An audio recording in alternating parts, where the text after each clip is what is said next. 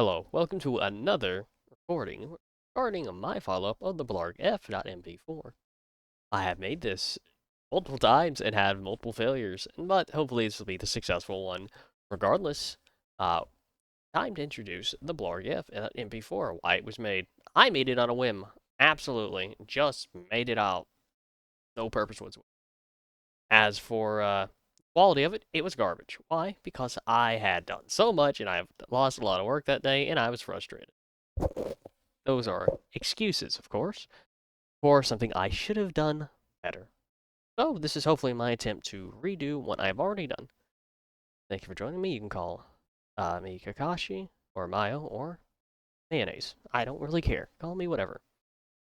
As for everything you've seen to this point, let's get this rolling. And as you can see, I've done a little bit of reworking up here. Alright, now we move on. Now that we're on to the next part, we'll move to the basic overview of the rifle itself. First things first is we have the good old overview. This is what we're going to be talking about, such as I have not named this thing. It is unofficially the BlargF until I can think of something better. It was made by someone who is definitely feeling the schizophrenia while in the middle of the night, realizing that the rifle that they built has so much that they need to work on that they are losing their mind. It is chambered in 5.56x45, able to fire 223. I really do not recommend firing M193 that old Bubba gave you because it'll be a very dirty, dirty round. And since this is a direct impingement gas system, this is an incredibly hard rifle to clean. When you use old Bubba's ammunition, that is not supposed to be used with it, especially during the first 100 rounds. You're supposed to use clean rounds. Normal, clean rounds. Because old Bubba's ammunition will make this thing dirtier than a fucking whore on Saturday night. Just after work. Just after the work hours. Because you know, they're not. Good old Billy Bob, who works down in accounting's not getting off at Friday night. He's getting off at Saturday night because he's forced into 8 hours of overtime. That's not related to anyone, I hope. If it is, sucks. Okay. Asshole reassigned. Moving on to the next picture. This here is the main rifle. It is shaped oddly, kind of like the QBZ-95. I actually do like the ergonomics of the QBZ-95. Unfortunately, and fortunately, I do not have one. Unfortunately, because I would love to have one just for the bragging rights. Fortunately, because I frankly do not care about trying to maintain that thing. Especially since I can hardly comprehend how the Chinese build that thing. Anyway, let's move back on.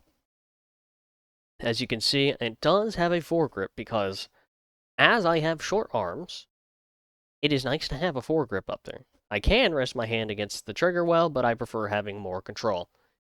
It is better for going inside of a close quarters area, and with an overall length of 22 inches, with a 16-inch barrel, this is overall a good rifle. As you can see, I have mounted mine with a 3x sight that is capable of firing up very close.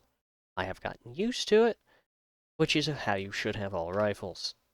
To the next one. This here is the ammunition. PMags, I hate these things so much. PMags have been the absolute bane of my existence because these things jam. It's like the M16A or the M16, it just jams. Why? Because yes, we have what the type of magazine we're supposed to use, steel. Instead, we have polymer that is not up to spec because for some reason these things like to warp when they're under pressure. So you do not load them to their full 38, or not 38, but 30 round capacities. You load them to 28. Moving on. Here's the sight. This is a Spitfire. It's good. I really have no issues with it. I recommend one.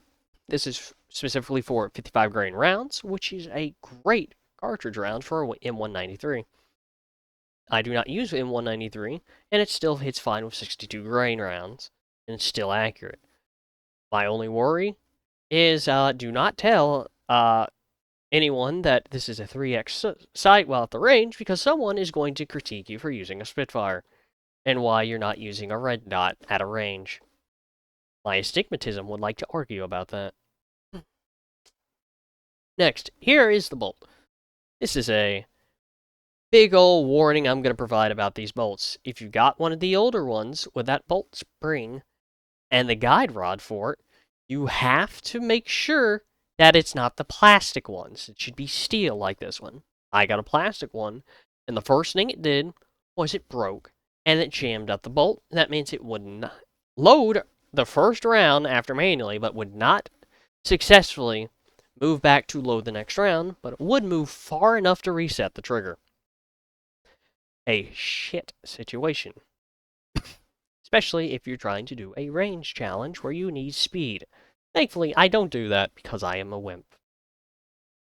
Next, as you can see, it breaks apart almost like a normal M4, M16, AR-15, anything along those lines. If you have it like that, you can break it down like this. It's just 2 extra takedown pins, and that's it. The whole thing pulls right out. Assembling it is simple. You see the little brackets there? Those 2 little brackets that are extending down. You just have to measure out from where receiver sits and to where those brackets should sit. I forgot the amount or the exact amount of inches that you need to give it, but once that allows you to actually mount the system to the side bottom. Here is a picture of the side, the internals of the trigger linkage system.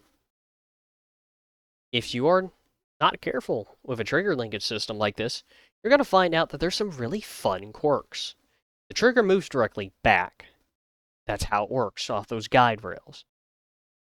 And most importantly, when it moves back, you have to make sure that when you reinstall it, if it ever comes loose, while disassembling, trying to replace your triggers, or most importantly, trying to replace the receiver that you use.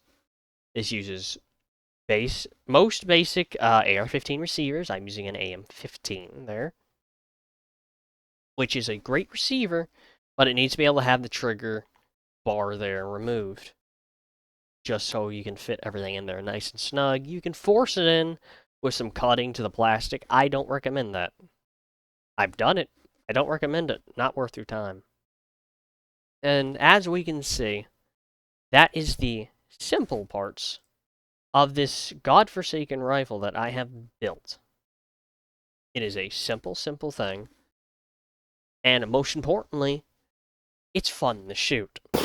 Hopefully a video of that's coming up now, and I did not forget to do that. If I did, you may hit me with the nearest rock, preferably the sandstone. I do not like clay. Regardless, thank you for watching this point. It was hopefully meant to be shorter than the actual video, and I will feel free, and I will, yeah, okay, I love stuttering.